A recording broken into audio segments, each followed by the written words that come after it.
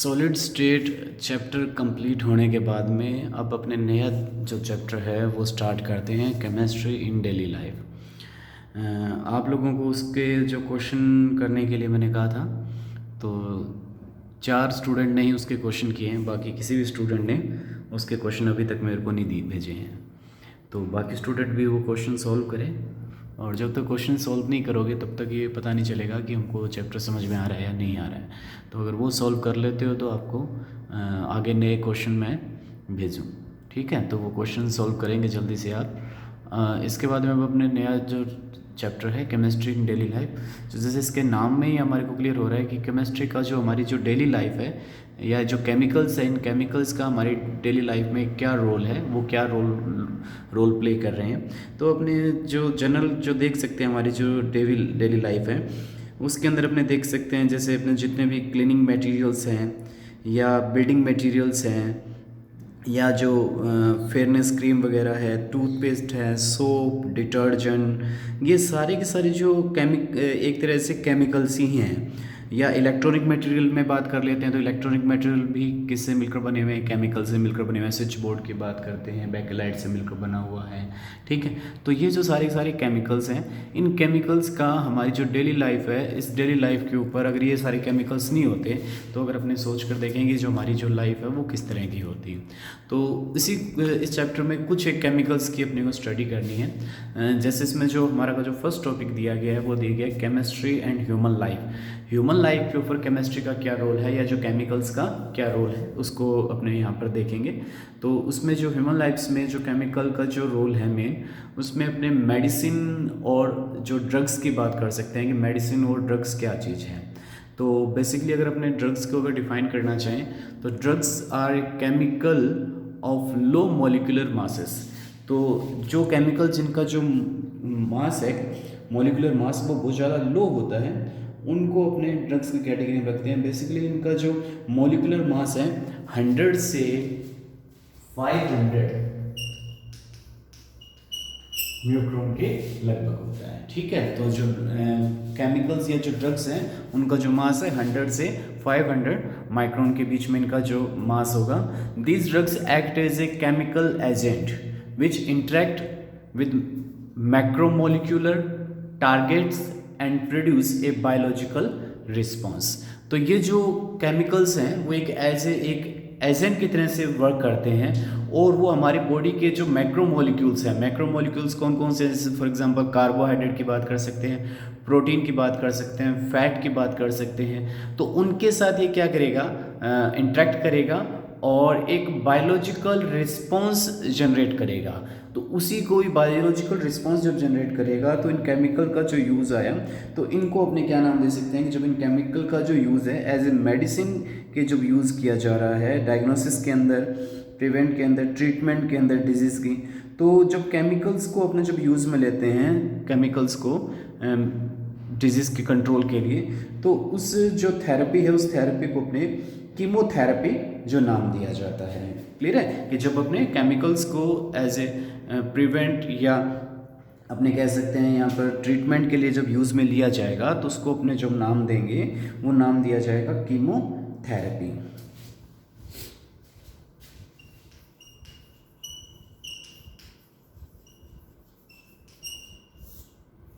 ठीक है। तो कीमोथेरेपी क्या चीज़ है कि जब अपने केमिकल्स को एज ए अपने एजेंट या इंट्रैक्शन के लिए यूज़ में लिया जा रहा है, तो वो हमारे पास क्या कीमोथेरेपी बोला जाएगा। और अगर इन केमिकल्स की अगर हैवी डोज अगर ले ली जाए तो हैवी डोज हमारे लिए क्या हो जाती है, हार्मफुल हो जाती है। तो जितनी भी जो मेडिसिन है वो मेडिसिन डॉक्टर के प्रिस्क्रिप्शन से ही अपने को लेनी चाहिए। अगर अपने को डॉक्टर प्रिस्क्राइब नहीं कर रहा है तो वो मेडिसिन को अपने यूज़ में नहीं लेना चाहिए, क्योंकि हो सकता है कि उन जो केमिकल्स है उनका जो हार्मफुल इफ़ेक्ट है वो हार्मफुल इफ़ेक्ट भी हमारे सामने आ जाए। तो एग्ज़ाम में कई बार क्वेश्चन आया हुआ है कि जो मेडिसिन है वो डॉक्टर के प्रिस्क्रिप्शन से ही क्यों लेनी चाहिए। तो अगर डॉक्टर के प्रिस्क्रिप्शन से नहीं लेंगे तो क्या होगा कि उन मेडिसिन का जो हार्मफुल इफ़ेक्ट है वो हार्मफुल इफ़ेक्ट हमारे सामने उसका देखने को अपने को मिल सकता है। अब ये जो मेडिसिन है वो मेडिसिन को डिफरेंट क्लासेस में डिवाइड किया गया है। वो जो डिफरेंट क्लासेस हैं वो उनकी वर्किंग कैपेसिटी, उनकी स्ट्रक्चर, उनका मेडिकल जो यूज़ है उसके बेस पर अपने इनको डिवाइड किया गया है कि उनका जो अलग अलग जो डिवाइडेशन जो दिया गया है वो दिया गया है कि उनका जो किस तरह से वो फार्मोलॉजिकल इसका इफेक्ट किस टाइप का है, ठीक है, उसका इफेक्ट कैसा है हमारी बॉडी के ऊपर, उसकी स्ट्रक्चर कैसी है, उसका जो टारगेट कौन सा मैक्रोमोलिक्यूल्स उसका टारगेट बन रहा है। तो इस बेस पर अपने मेडिसिन को डिवाइड किया गया है। तो इसका थोड़ा सा अपने क्लासिफिकेशन देख लेते हैं कि मेडिसिन को किस तरह से क्लासिफाई किया गया है। तो इसमें जो अपने को क्लासिफिकेशन है मेडिसिन का, फर्स्ट क्लासिफिकेशन है on the basis of pharmacological effect, कि उसका जो फार्मोलॉजिकल इफ़ेक्ट कैसा है।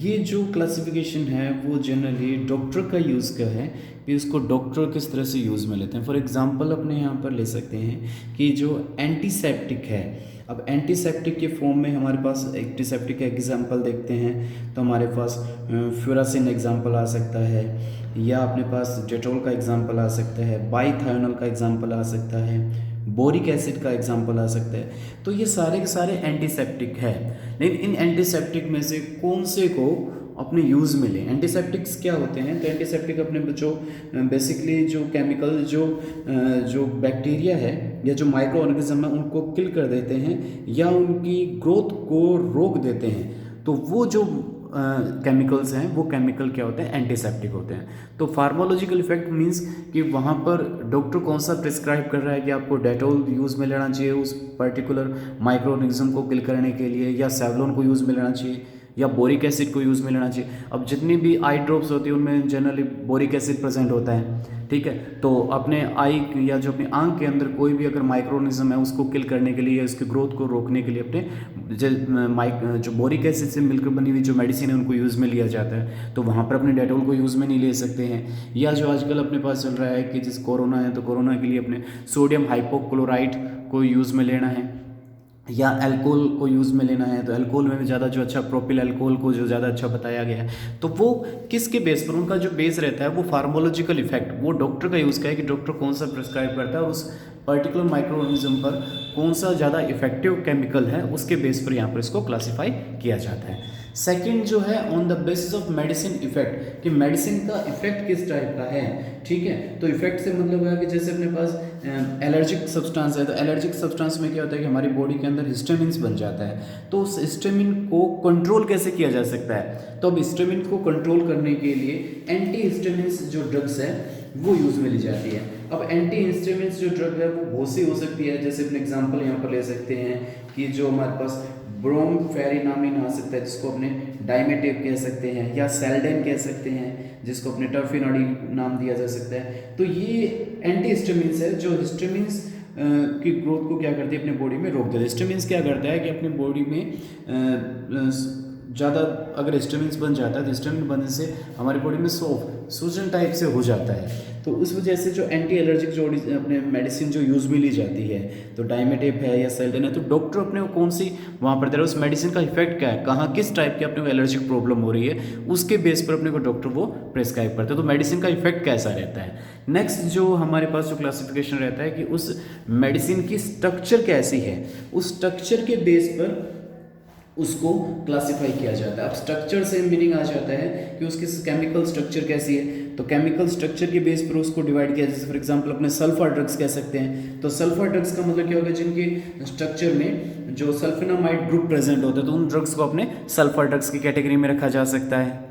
तो सल्फेनामाइड जैसे अपने एग्जांपल लेते हैं केमिकल स्ट्रक्चर के, जिनमें जो सल्फेनामाइड ग्रुप प्रेजेंट है तो उसकी केमिकल स्ट्रक्चर उस कैटेगरी में आ जाएंगे वो। फिर अपने पास पेनिसिलिन है, तो पेनिसिलिन भी जो डिफरेंट टाइप की हो सकती है कि उसकी केमिकल स्ट्रक्चर किस टाइप की है। क्लोरामफेनिकोल किस टाइप का है, तो उनकी जो केमिकल स्ट्रक्चर कैसे, सल्फेनामाइड को अपने बात कर सकते हैं कि जो एंटीबैक्टीरियल के फॉर्म में अपने सबसे पहले यूज़ में लिया गया था, लेकिन बाद में जो अलेक्जेंडर फ्लेमिंग था, तो अलेक्जेंडर फ्लेमिंग ने क्या किया कि सबसे पहले जो अपने पेनिसिलिन जो फंगाई है उस पेनिसिलिन फंगाई को उसके ग्रोथ को कंट्रोल करने के लिए यहाँ पर एक एंटीबायोटिक ड्रग्स को आपने जनरेट किया था। तो सबसे पहला जो एंटीबायोटिक ड्रग्स है वो पेनिसिलिन नोटेटम था, जो अलेक्जेंडर फ्लेमिंग ने अपने को दिया था। तो उसकी स्ट्रक्चर कैसी है, उस स्ट्रक्चर के बेस पर अपने उनको डिफरेंट क्लासेस में डिवाइड किया गया। आजकल जो पेनिसिलिन का जो यूज़ है वो कम हो गया, क्योंकि पेनिसिलिन का जो एलर्जिक इफेक्ट देखने को बॉडी पर ज़्यादा मिलता था। तो पेनिसिलिन को यूज़ लेने से पहले डॉक्टर पहले उसका जो हमारी बॉडी के ऊपर एलर्जिक इफेक्ट देखते थे कि इसका एलर्जिक इफेक्ट है या नहीं है, उसके बेस पर उसको क्लासीफाई किया जाता था। नेक्स्ट जो क्लासिफिकेशन है वो टारगेट मैक्रोमोलिक्यूल्स, कि उस केमिकल का टारगेट कौन सा मैक्रोमोलिक्यूल्स है। अब टारगेट में अपने पास उसका कार्बोहाइड्रेट को वो टारगेट बनाता है, या न्यूक्लिक एसिड को बनाता है, लिपिड को बनाता है, या प्रोटीन को बनाता है, किसको वो टारगेट करता है, और उसको टारगेट करके और उसके साथ में वो उसकी जैसी ही रिएक्टिविटी उसको शो करनी पड़ेगी, तभी उसको वो टारगेट कर पाएगा। तो इस सारी चीज़ों के बेस पर अपने क्या कर सकते हैं कि जो मेडिसिन को क्लासिफाई किया जा सकता है। तो इस क्लासिफिकेशन के बाद में जो मेडिसिन के अंदर हमारे पास डिफरेंट टाइप के जो मेडिसिन हैं उनको एक एक करके अपने यहाँ पर उनकी डिटेल स्टडी करेंगे। तो इन ड्रग्स की कैटेगरी में फर्स्ट हमारे पास जो ड्रग्स है वो है एनाल्जेसिक ड्रग्स।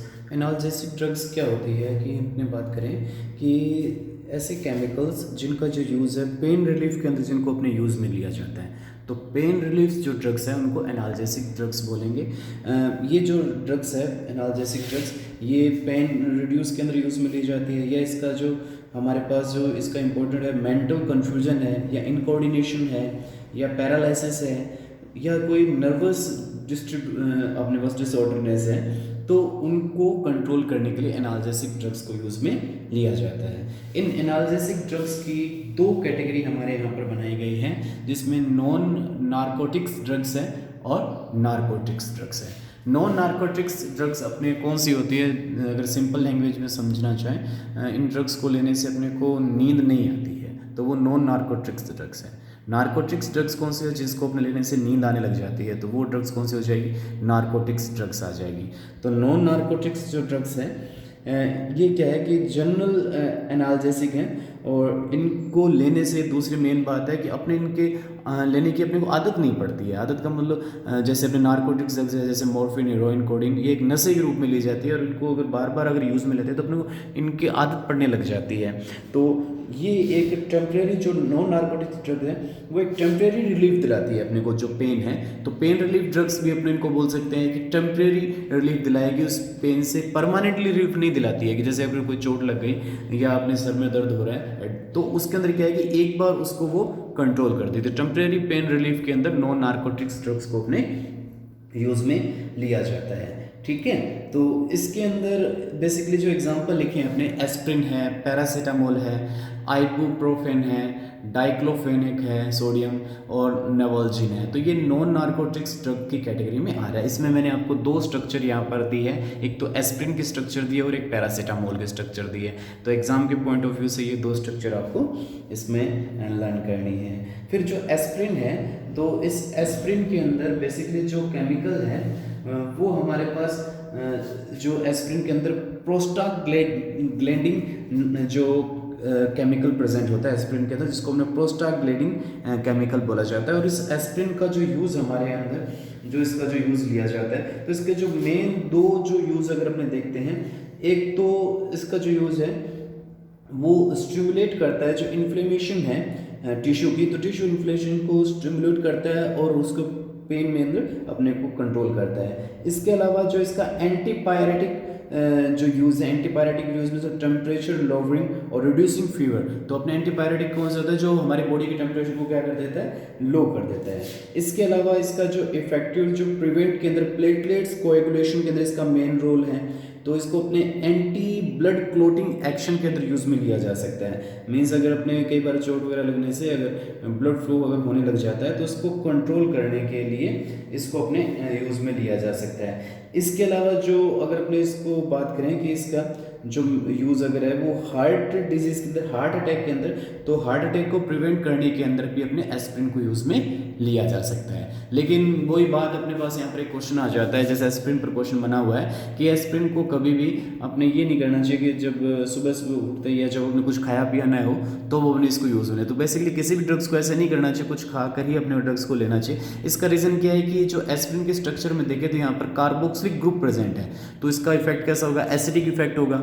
तो हमारे जो स्टमक में जाकर ये क्या कर देगा कि एसिड रिलीज करना स्टार्ट कर देगा, तो हमारे स्टमक में एसिड की वैल्यू क्या हो जाएगी, बढ़ जाएगी, जिससे अपने को एसिडिटी वगैरह होने की जो दिक्कत रह जाती है। तो इसके लिए जो ड्रग्स है उनको कभी भी खाली पेट अपने को नहीं लेना चाहिए। इसके बाद जो सेकंड ड्रग्स की जो कैटेगरी में आ रहा है वो नारकोटिक्स ड्रग्स आ रही है। नारकोटिक्स ड्रग्स कौन सी होती है कि आपने बताया कि जिनको लेने से अपने को नींद आने लग जाती है, तो उन ड्रग्स को अपने क्या बोल सकते हैं, नारकोटिक्स ड्रग्स बोल सकते हैं, या जिनको हार्ट एनाल्जेसिक ड्रग्स भी अपने नाम दिया जा सकता है, क्योंकि ये क्या करते हैं कि सिर्फ पेन को रिलीफ ही नहीं दिलाते, कम भी नहीं करते, साथ के साथ उसके ऊपर परमानेंट इफेक्ट भी दिखाते हैं, और इनको लेने से अपने को नींद आने लग जाती है, अपने इनके अडेक्टेड हो जाते हैं। तो अडेक्टेड होने से अपने इनको बार बार अगर अपने इसको लेना स्टार्ट कर दें तो अपने को उनकी आदत पड़ जाती है। तो इसका जो यूज़ है वो बहुत ज़्यादा रेयर किया जाता है। और कब यूज़ करते हैं कि जैसे अगर कोई पेन, बहुत ज़्यादा पेन है, जैसे कोई हड्डी वगैरह टूट जाती है या कोई ऑपरेशन वगैरह है, तो उनके अंदर, या चाइल्ड बर्थ है, या कैंसर के ट्रीटमेंट के अंदर, तो इन ट्रीटमेंट्स के अंदर नारकोटिक्स ड्रग्स को यूज़ में लिया जाता है। ठीक है, तो इस नारकोटिक्स ड्रग्स में मॉर्फिन, हेरोइन, कोडीन की कैटेगरी आ जाती है। इस चैप्टर में अपने को जो एग्जाम में क्वेश्चन, सिंपल क्वेश्चन मिलने हैं, जैसे व्हाट इज़ एनाल्जेसिक ड्रग्स, तो इसमें अपने बताना पड़ेगा, उसको डिफाइन करना है, या अपने को इसमें 5-6 केमिकल्स के नाम दे देगा, उसको कैटेगरी वाइज करना है। जैसे अपने यहाँ पर नाम दे दिया एस्पिरिन, पैरासीटामोल, मॉर्फिन, हेरोइन, तो इनको नारकोटिक्स और नॉन नारकोटिक्स कैटेगरी में डिवाइड करना है। तो अपने ये जो अपने इनके एग्जांपल याद है तो अपने इसको कर सकते हैं। या एस्पिरिन का जो अपने को थोड़ा सा ज़्यादा डिटेल दे रखी है कि एस्पिरिन का कहाँ यूज़ है, जैसे अपने प्लेटलेट्स की क्लॉटिंग के अंदर कौन सी ड्रग्स को यूज़ में लिया जा सकता है, ऐसे भी क्वेश्चन पूछा जा सकता है। एंटीपायरेटिक ड्रग्स कौन सी है, ये भी क्वेश्चन आ सकता है। या हार्ट अटैक के अंदर अगर कौन सी ड्रग्स को यूज़ में लिया जा सकता है तो उसके अंदर एस्पिरिन। तो ये जो क्वेश्चन हमारे पास बन रहे हैं, या अपने कह सकते हैं कि कैंसर के ट्रीटमेंट के अंदर, या अपने जब जो इस तरह की जो प्रॉब्लम आती है कि उनके अंदर कौन सी, चाइल्ड बर्थ के अंदर कौन सी एनाल्जेसिक ड्रग को यूज़ में लेना चाहिए, तो अपने इसमें जो आंसर आ जाएगा वो नारकोटिक्स ड्रग का एग्जांपल आ जाएगा। तो ये जो हमारा जो फर्स्ट जो पार्ट था इसका, वो हमने अपने यहाँ पर कंप्लीट कर दिया इसका, जिसमें अपने एनाल्जेसिक ड्रग थी। कल अपने इसमें करेंगे जो ट्रैंक्विलाइजर्स की बात करेंगे, और अलग जो और जो मेडिसिन ड्रग्स है उनको अपने यहाँ पर कंसिडर किया जाएगा।